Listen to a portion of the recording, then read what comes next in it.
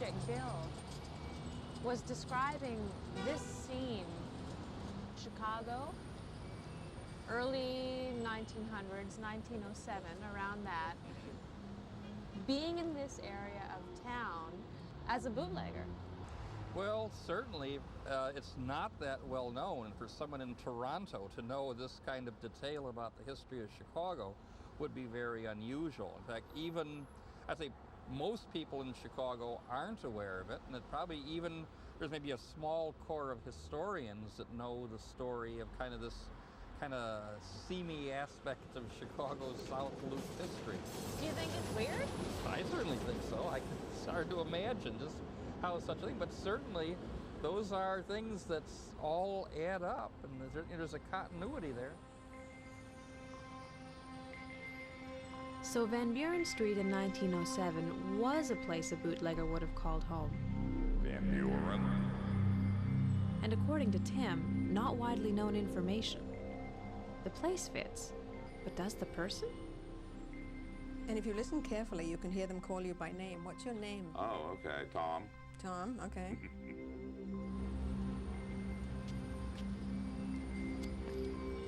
If Bill really did live a life as Tom Jenkins, there'd be some record of him. I need help finding documents, and I'm counting on genealogist Craig Fancook to give it to me.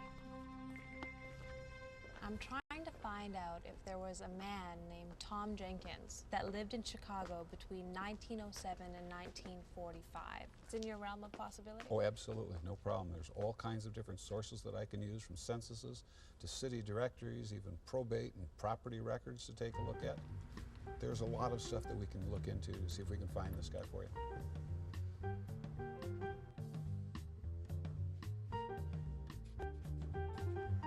My last name was Jenkins. Thornton Jenkins, let's see here, Thomas. Maybe people call me Tom Tom. Yeah,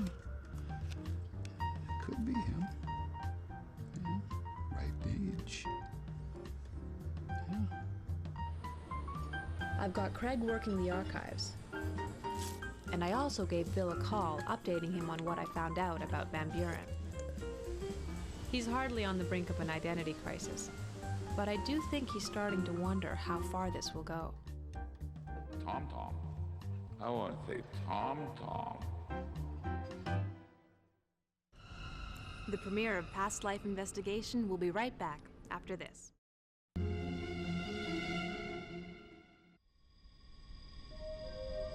Is it really so hard to believe that we've all had past lives? Sometimes I think it's just another story we made up, something to console ourselves in the face of death.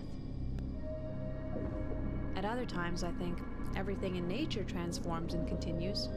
Why wouldn't human beings?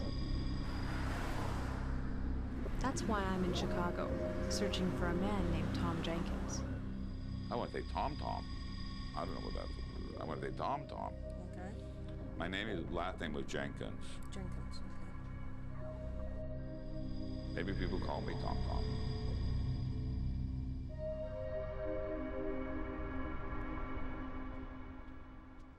This morning I find out that the results from the genealogy search are in. Hi. Hey, hi, how are you? Good. How did it go? Well, it went okay. I've got some Tom Jenkinses out of the 1931 telephone directory. So, There are possibilities.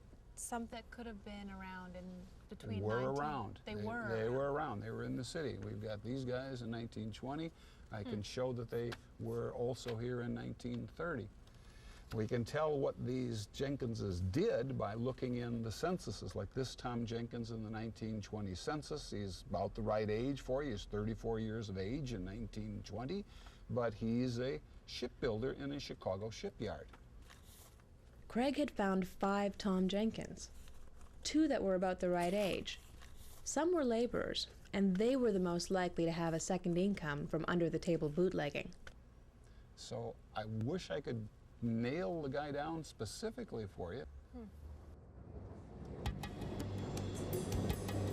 But there's one more connection to make, the address. Van Buren, something like that. Okay. And the number in your house? 38. 38 Van Buren. I'm hoping Tim will be able to show me the house Bill described.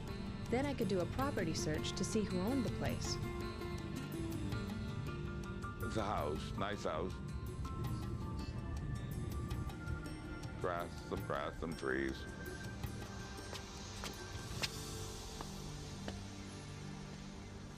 Should be right about in here. What are you doing? What was that? What was the move? Well, I'm actually counting off the space that there would be my address numbers from the corner, because 38 wasn't at the corner. But still, to get you as close to the spot as we can, this is probably the best I can do for you. To get us to 38 Van Buren. Tim assures me this piece of Chicago was never grass and trees. There never would have been a building like that in this part of the city. I mean, this was totally commercial and built up with big, solid, substantial buildings. 38 Van Buren had always been a commercial property, never the house Bill described. Could Tom have spent time there? Maybe. It was definitely the right area. But there's just not enough here to warrant further investigation. But I'm not done looking into Bill's case. I've got one more chance. Because during the hypnosis, Tom Jenkins, Chicago, 1907, wasn't the only past life Bill came up with. Okay, now I'm in the country. I don't understand this. There's green, lovely green, lovely green. It's Ireland. The premiere of Past Life Investigation returns in a moment on CBC.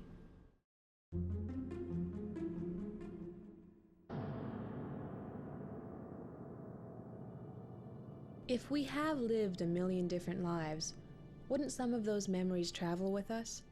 Maybe coded somewhere in our DNA? Somewhere that we don't even know exists?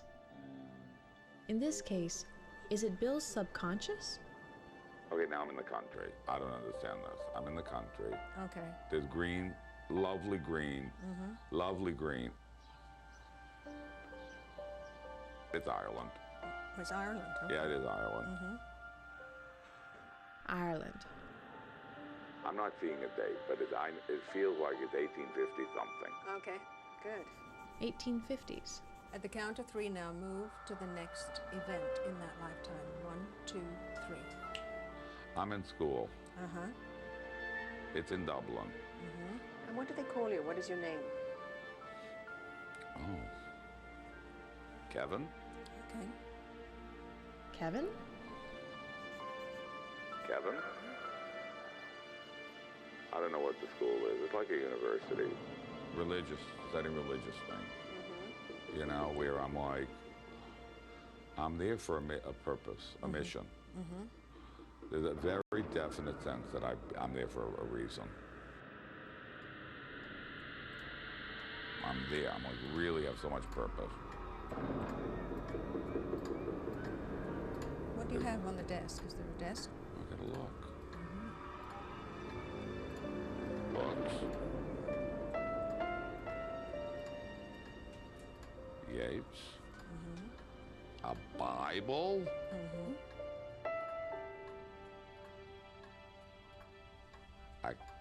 A missal, Okay. like that you take to church with you. Right. Okay. I don't think that, even though I have those things on my desk, I don't think I'm a religious person. I think that I'm there to get rid of some of the myths, get rid of some of the bad things about religion. I think I'm there studying that to free people from the dogma